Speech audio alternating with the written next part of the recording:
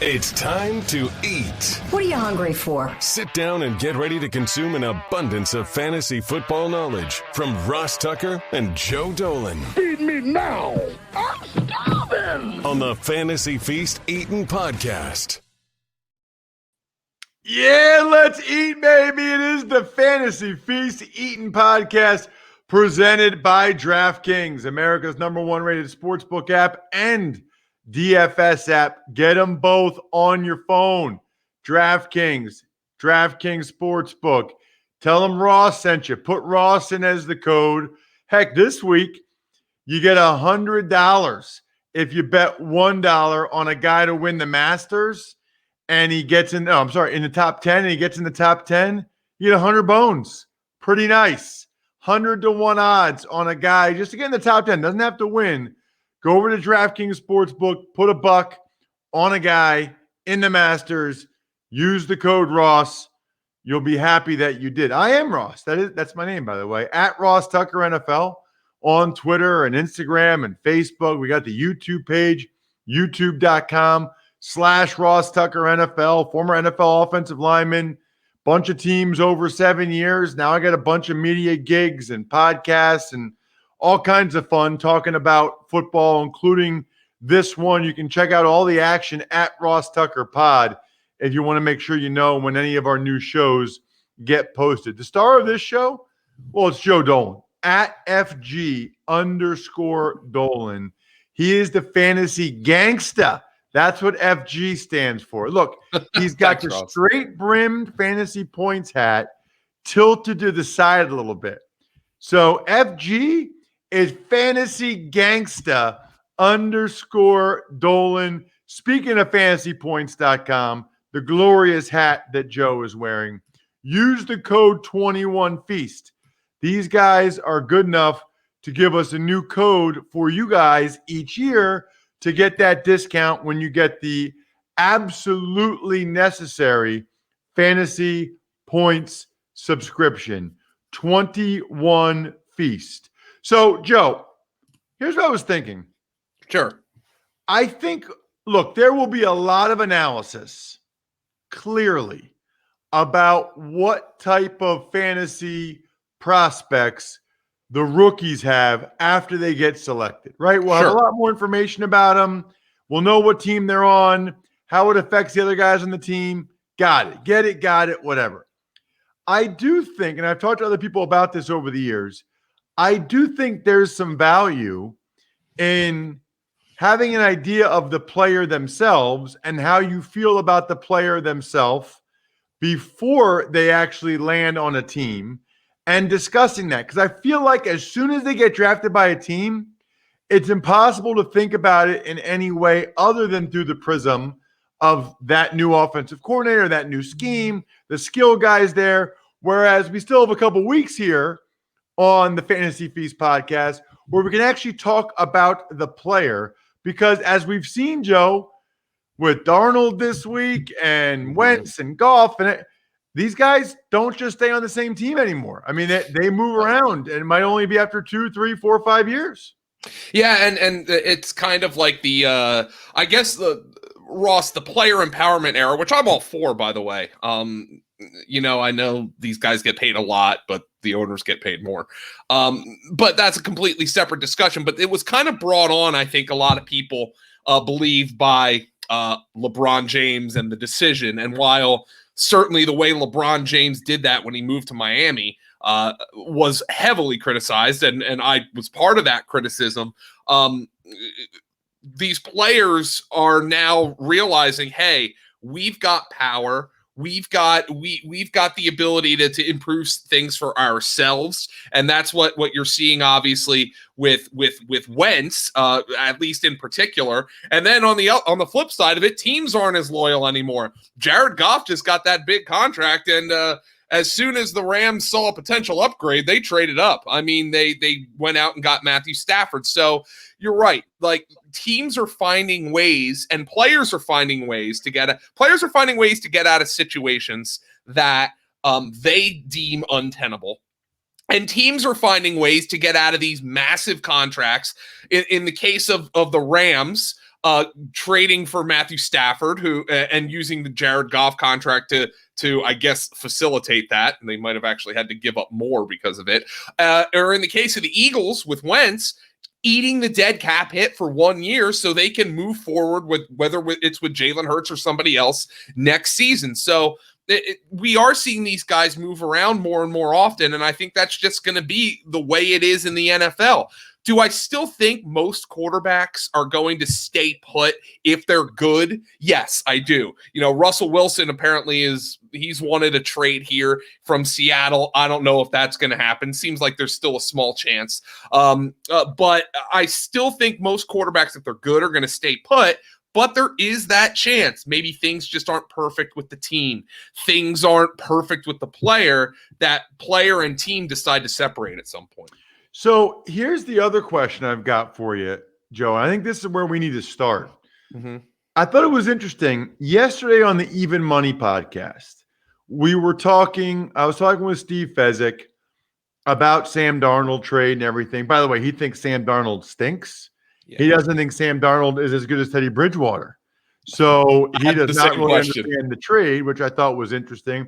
But we were talking about they got Darnold instead of a rookie quarterback. And next week on Even Money, we're actually diving into season win totals for the first time. And he said he thinks that he has chronically undervalued rookie quarterbacks, meaning a lot of times he takes the under on season win totals of teams that he thinks are going to play rookie quarterbacks a lot. A lot of times he bets against them week one. And then he talked about Burrow, and he talked about Herbert, maybe to a lesser extent Tua. And you made the point, Joe, that rookie quarterbacks recently have been better than he gives them credit for. They didn't used to be, but they're coming in more ready. I think teams doing a better job of scheming around them. And so he's like, you know what? I'm not going to be fading these rookie quarterback teams as much. So I guess my first question, okay, is how have rookie quarterbacks fared historically from a fantasy perspective, and in particular, Joe, in recent years? Yeah, well, historically not very good. Even guys who showed, obviously Carson Wentz had the big second year, but even guys who've shown promise like Wentz did his rookie season, he wasn't very good for fantasy. The team wasn't very good around him, quite frankly. And that's the other part you have to take into account here, Ross, is that rookie quarterbacks very often don't have great teams around them. So you have to take that into account. But there have been some exceptions here in recent seasons. Going back to 2016, Dak Prescott, again, a unique situation. He was a fourth-round pick that essentially inherited a Super Bowl contending team and a Super Bowl contending offense and a very good infrastructure around him following the injury to Tony Romo. So he was very well insulated and was able to put up numbers, and obviously with his legs, he helped out with that. Deshaun Watson in 2017, before he tore his ACL, again, he was a middle of the, I believe he's the 10th pick in the draft. So he was on a team that was in a better position to insulate a rookie quarterback. And then, of course, he had the mobility. So that's a step up for him. Obviously, you look at somebody like Josh Allen, who as a rookie was not very good at all from an on-field perspective. But because he was able to run, as a matter of fact, I had him in a fantasy championship game, and he won me a fantasy championship that year because despite the fact that Josh Allen was not very good as a rookie from an on-field perspective, he was very good for fantasy. Kyler Murray, running around out there. Again, he was up and down as a rookie. I think many would argue he was up and down in his second season as well, but putting up very good fantasy numbers. So when you're looking at, from a fantasy perspective, Ross, the number one thing you look for, and I'm not breaking any ground here when it comes to a rookie quarterback, is the ability to run. And fortunately, we have multiple guys in this rookie class whose legs were a major part of what they were able to do in college. And then you have a guy like Zach Wilson, who it wasn't the biggest part of his game, but he still has some functional mobility. So that's number one. And number two, you look for the supporting cast around the players, and we'll definitely be talking about that. But from a general perspective, I just also think, Ross, that you mentioned it, teams are doing a better job putting these quarterbacks in a position to win as rookies. And when I say win, put them in a better position to succeed, gain confidence. And, it seems like even 10, 15 years ago, coaches would be like, well, this is my system, my way or the highway. You're learning it, so you're going to sit your ass on the bench until you learn it. You look at Carson Palmer, who was the number 1 pick in the draft and sat his entire rookie season. You don't see that anymore. Jordan Love sat his entire rookie season, but he was an end of the first round pick and he played behind the MVP. So, that stuff doesn't happen anymore. And also, teams are now understanding how important it is to build the foundation of a team. If you think you can win and you've got a rookie quarterback on that rookie deal, it's a cheat code. You're able to build a significant team around the quarterback on the rookie deal. We saw it with Philly and Wentz when they won the Super Bowl. The Rams, when they went to the Super Bowl, had Jared Goff on his rookie deal. So teams are incentivized now to win while the quarterback is young. So you want to get these guys on the field quickly, and certainly in the modern NFL, the running quarterback has become more important, and that's certainly something that helps us for fantasy. Well, and Joe, a couple things. First of all, speaking of cheat code, that's what LinkedIn Jobs is. Like, I don't know anybody that's not on LinkedIn. I don't think you know anybody that's not on LinkedIn. Everybody is on LinkedIn. So if you've got small businesses like I do with RT Media and Go Big Recruiting, my front page story, you're constantly looking to hire people. LinkedIn's network has 740 million professionals. 740. Everybody is on there. I know there's other services out there. Look, none of them have all the peeps like LinkedIn has all the peeps. LinkedIn Jobs can help you hire the right person for your role. Your first job post is free, by the way. Let them show you how good they are. Just visit linkedin.com/feast. Again, that's linkedin.com/feast to post your first job for free. Terms and conditions apply. That was the one point I want to mention. The other point I want to mention, I had a vision while you were talking, Joe. Okay. And it was the 0-4 Jacksonville Jaguars in week 5. And Urban Meyer is tired of losing. And Trevor Lawrence runs it 22 times against the Houston Texans because they know it's their best chance at a win. And Urban Meyer comes from the school of quarterbacks run the rock. I don't know if that's going to happen or not, Joe, but he's not going to be used to losing, and he's not going to be used to the quarterback not running. So I don't know if that's wise with Trevor Lawrence coming off the torn labrum, but he's a much better athlete and runner than I think some people know. I think, to be honest with you, I think some people look 6'6" tall white guy. They almost forget what he did against Ohio State a couple years ago. I was just about to say that, Ross, and that was when I first started paying much closer attention to Clemson because my wife had just gotten a job at Clemson. I was still living in State College, PA at the time. So that was the first time I ever went to a bar wearing my old Clemson hat and going, yeah, go Tigers, because I'm a bandwagon fan. But when I was watching that playoff game against Ohio State, and I know exactly what you're talking about, when he took off down the near sideline on the television going from right to left for that long touchdown run, I was like to Tom Brawley, who was sitting next to me, I was like, did you know he could do that? And I think a lot of people were surprised. Now, he's not Lamar Jackson, okay? He's probably not even Josh Allen. Josh Allen's built like a freaking defensive end. So I don't think Trevor Lawrence is that, but he can run. And you come from, again, Urban Meyer, Tim Tebow, JT Barrett. All these quarterbacks have run under Urban Meyer. Alex Smith ran under Urban Meyer. So that is going to be a part of the Jaguars game. They are still thin at receiver. They're trying to build up, I guess, the offensive line, I guess. Some of their moves didn't make a whole lot of sense to me. But Trevor Lawrence, I expect, Ross, is going to be drafted as kind of a high to mid-end quarterback too, based on his pedigree and based on his athleticism. I would anticipate that he is a in that like 16 to 18 quarterback range. And I might be underrating what people are going to think of Trevor Lawrence when they look at this skill set. And, he is, I do want to be careful to say generational, because I don't know if that's fair to Trevor Lawrence. There are some concerns here, but the guy's a really good prospect. He's going to start from day one. So he's going to return some fantasy value, especially in best ball. What do we think? Okay, so you talked about Trevor's value. What do you think it means for the Jags skill guys? I would anticipate it's probably an upgrade from what they had last year in Minshew and Glennon and Luton and whoever the hell else was starting there. I'm going to be in on DJ Chark this year. He's going to be a post-hype type of guy. I'm going to be in on him. I want to see what happens in the backfield. They said they want to add some speed back there with James Robinson, who had a great rookie season. I think people are being scared away by potentially the new staff coming in and being like, well, he had a great year, but he's undrafted, so see ya.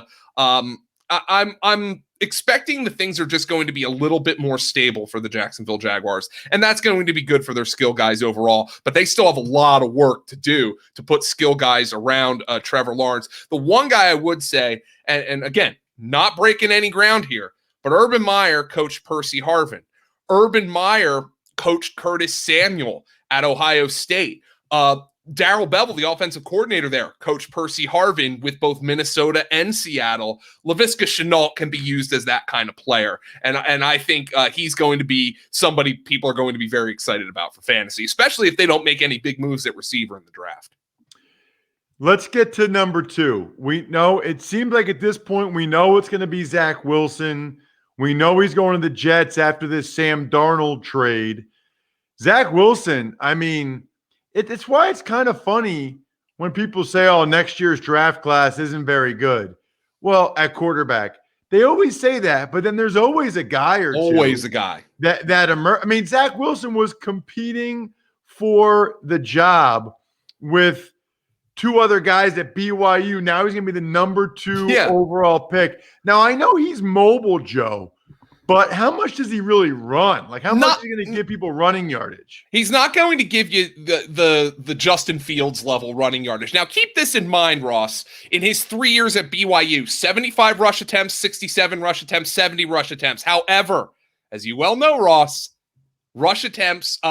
sacks are counted as rush attempts in college. So you can't really look at a quarterback's rushing production and say, oh, well, he took off and run 70 times. That's not really his game. He can give you, I think, a little bit of the designed run element, much in the same way that Patrick Mahomes can. But we've seen Patrick Mahomes have great games on the ground, but nobody's going to tell you the guys out there like Cam Newton. Nobody's going to say, oh, he's a real weapon there. It's just something they have in their arsenal. And that's how I view Zach Wilson. But you look at the Jets here, you have Corey Davis, you have Denzel Mims, but they still need a lot of work here. Trevor Lawrence is going to be, and correctly so, Trevor Lawrence is going to be valued much higher than Zach Lawrence in fantasy drafts this year. What does it mean for the skill guys in New York? Mims and Crowder and those guys. I kind of agree with Fezzik. I think Sam Darnold stinks. So it's a clear upgrade for them. Like I mean, it's actually, to me, it's probably a bigger upgrade than the Jags going to Lawrence, just simply because the Jags at least had some level of competent quarterback play. Not to say it was good, but it was more competent than that of the Jets. So it's an upgrade for the Jets guys across the board. And hey, maybe Chris Herndon, after he was dead for 12 games and then contributed the final 4. Maybe he gets a little bit of a bump here too. But the Jets still have a lot of work to do. Okay, so you kind of said this, Joe, but I need to hammer it down. The Panthers are kind of committing to Sam Darnold for 2 years. Like they kind of committed to Teddy Bridgewater for 2 years last year, and then after a year realized that was a bad plan. What does it mean? Is Sam Darnold fantasy relevant in Carolina? There is the thought process that Joe Brady is that much of an upgrade, and that's fair. Adam Gase, and he will have guys like DJ Moore, as well as his old buddy Robbie Anderson. No more Curtis Samuel. He got the check down to Christian McCaffrey. What do you think of Darnold? We got to bring it up while we're talking young quarterbacks with that trade. Ross, I'm much in the same way that Sam Darnold is a see it, throw it passer. I'm a see it, draft it guy when it comes to Sam Darnold. I have to see it before I draft him. I am not 100% certain that Sam Darnold is an upgrade on Teddy Bridgewater. And I am not a Teddy guy.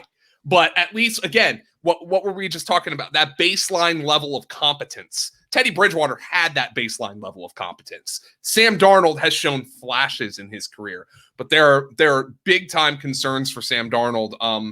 I have to see it. I did not like that trade from Carolina's perspective. I got to be honest, based on what I have seen from Sam Darnold thus far. Yeah, I don't know that it's an upgrade for DJ Moore or Robbie Anderson or McCaffrey. I'd lean more towards the downgrade section, Ross, at this stage. Darnold has ability. We know that. But it's a tough sell for me at this point. Okay.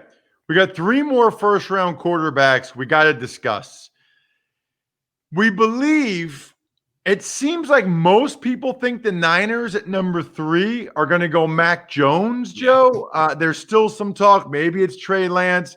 Not as much Justin Fields. It feels like Justin Fields is pretty clearly the number 5 quarterback. Maybe he would have been better off not playing this year. Yeah, so it's kind of unbelievable. If he didn't play this year, I find it hard to believe he wouldn't have been second. And it's not like he played bad. He had a couple bad games, and here he is. He's potentially number 5. But let's talk Mac Jones, and in particular, if he goes to San Francisco, I don't know what to say there, Joe, because he's not a runner, and I think they're going to play Garoppolo for a while unless somebody blows him away. I think the skill set is less conducive to fantasy, although the skill position players around him are good. So maybe that leans more in Mac Jones's favor. Now, again, not a great athlete, not a runner. And by the way, yet another guy who people knew who Mac Jones was last year because he played when Tua was hurt, but nobody was talking about him at this time last year as a potential top 10, top 5 pick. So just again, wait until next year to see what happens at the quarterback position. But I would probably put him below.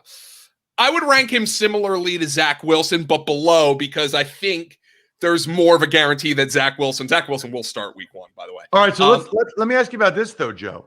Yeah.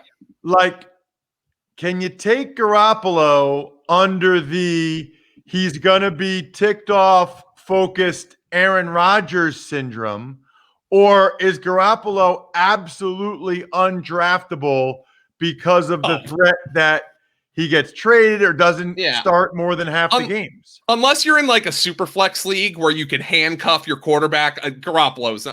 What have I seen from Jimmy Garoppolo that I would give him the benefit of saying, oh, he's going to have a double middle freedom rocket season like Aaron Rodgers? Like there's no comparison there for me. It's Mac Jones. If Mac, whoever the 49ers pick is going to start sooner rather than later, if not week 1. Let's get to 2 more guys. The next guy, obviously, maybe the most unique draft profile ever. I mean, he played 1 year at the FCS level, was unbelievable, played 1 weird game in the fall, and now he's going pro. Trey Lance from North Dakota State, Joe. Supreme physical ability. Again, I don't know how this guy interviewed. I did hear that Mac Jones absolutely blew a team away in his interview. But that's obviously going to be a big part of it. You've heard Greg Cosell talk about how Trey Lance actually has the under center the under center play action pass game down pat, much more so than any of the other quarterbacks in this draft class, because he did that a lot at North Dakota State. So that's going to appeal to teams. And quite frankly, Ross, as we go down this draft board, as we just keep going down, you start seeing the better teams. So you look at Carolina, which I would think is probably out of the quarterback game, but I wouldn't say 100% so at this stage.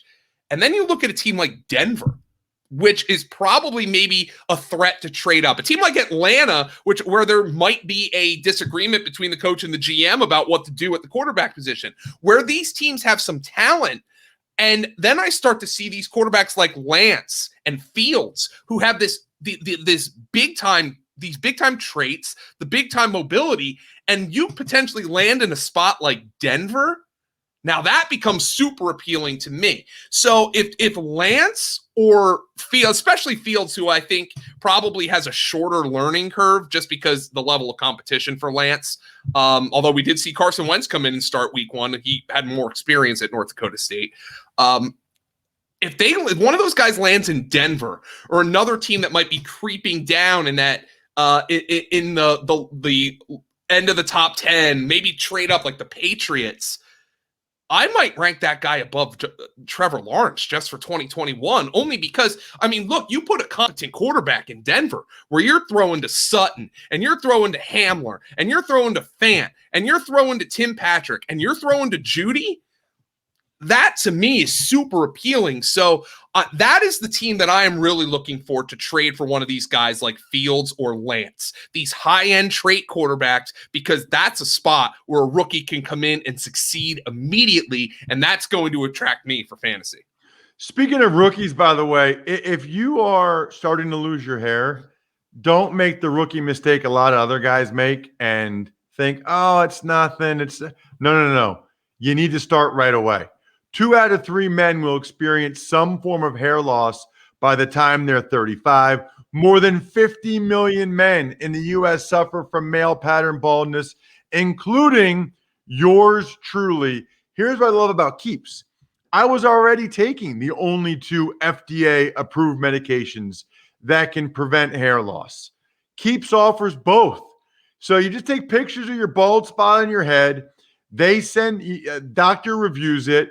Then they send it right to your house. I don't have to go to the doctor to get the prescription for the pill anymore.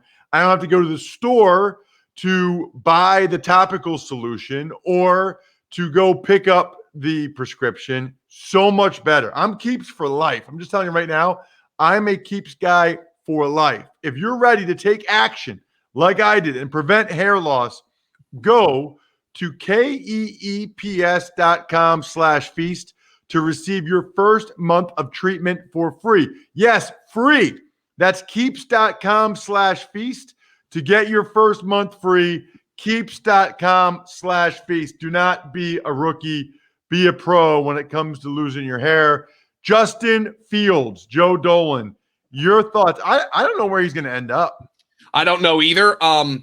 Again, and I don't know what these NFL teams are thinking, because you look at the traits and you're like, I can't believe somebody would think Mac Jones is a better prospect than Justin Fields. I mean, but I don't know what the NFL teams are thinking. So again, he's the guy, Ross, when I'm looking at landing spot, huge for him, because if he ends up starting day one just to bring up Denver, in a place like Denver, I am targeting Justin Fields for fantasy. That is a stone cold fact, and I would rank him, I think, in that spot ahead of Trevor Lawrence just for 2021. I'll be curious. Now, he's a guy that can really run when they want him to as well. He's not like Lamar Jackson. He's a much better thrower than that.